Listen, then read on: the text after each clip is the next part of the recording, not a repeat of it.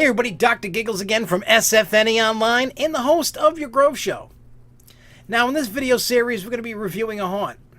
And what this means is we're going to rate it on a 1 to 5 zombie head scale. 1 being awful, 5 being amazing. And of course anything in between. We're going to run down the cost, the location, what we loved, what we hated, what could be improved, etc., about this haunt. And before we get into it, if you enjoyed it or if you're new here, make sure you hit that subscribe button and click the notification so you don't miss out on any new content. Make sure you hit that like button if you liked it, and if, of course, if you liked it, please share it and let everybody know about this. It'll help a great deal. So let's just get on into it.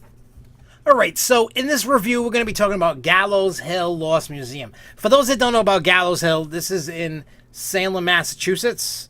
For those that don't know what Salem, Massachusetts is, that's the home of all the witches, the witch history. So this place has a show in the main area, which is pretty cool. I enjoy it. Definitely worth it. You can get a combo ticket with the haunt that's down below in the main show for $23 for an adult.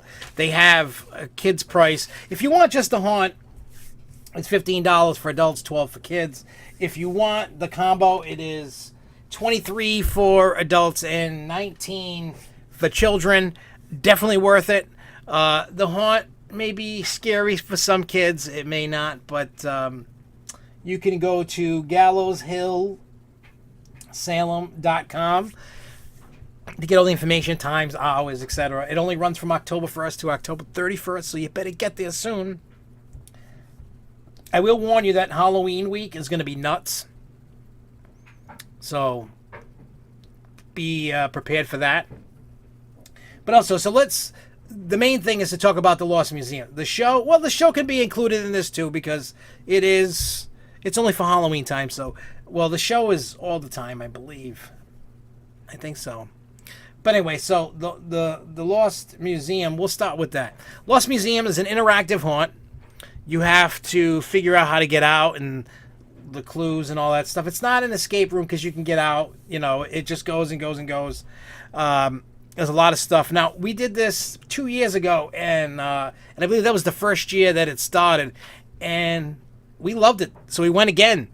This year, I didn't love it as much. It seemed like it got cut. Like, it didn't seem like it was as long as the last time, and it didn't seem as good. I mean, it didn't really change. It seemed the same,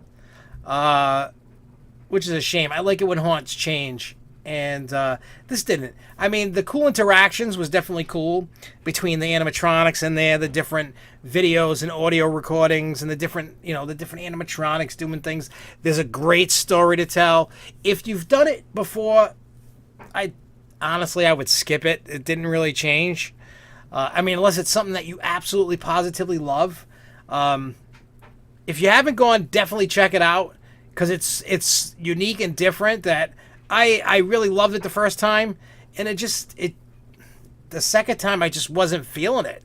Like, I was really excited to go through it. I'm like, oh, if they didn't change anything, but it was still cool.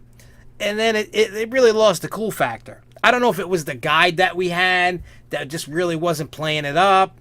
I don't know what it was, but it was cool, but it's not cool to go again until they change some stuff. There's too much of the same. I didn't notice any differences at all, really.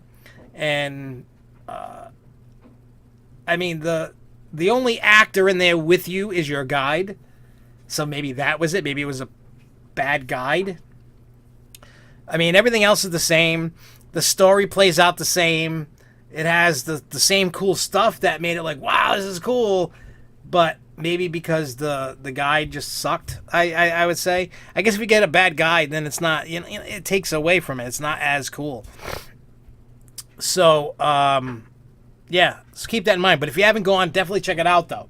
Because if you haven't gone, you can see some unique stuff. Just make sure that you pray to God that you get a good guide. Because I think having a bad guide might ruin the what do you call it? The experience. So, away from the haunt, because not much to say. I'm just going to rate the whole... I'm going to rate the haunt two zombie heads for 2 out of 5 zombie heads. The only reason why is the second experience wasn't as good as the first. Don't do that if you've never been. If you would go, if it was my first time, like if I wanted to rate it from the first time, I would have gave it like 3.5. So it would have been decent. But for someone that's already been, two zombie heads out of 5.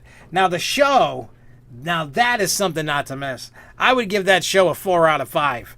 The different costumes, the effects, the stuff going on. That's where it's at in this place. A nice, like, haunted story in this theater, and it tells a good story.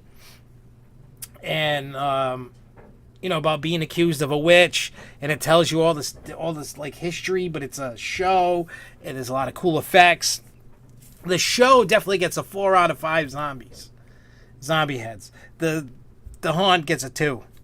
So I would buy the combo ticket and just do them both, and you can see for yourself. Maybe you agree with my review. Maybe you don't. Let us know down below. I will give you all the links down below that you will need to get combo tickets, check it out, where it's at, etc., etc. So I will see you guys next time. Keep it spooky and keep on coasting, y'all. Peace. I'm trapped in the midnight mansion.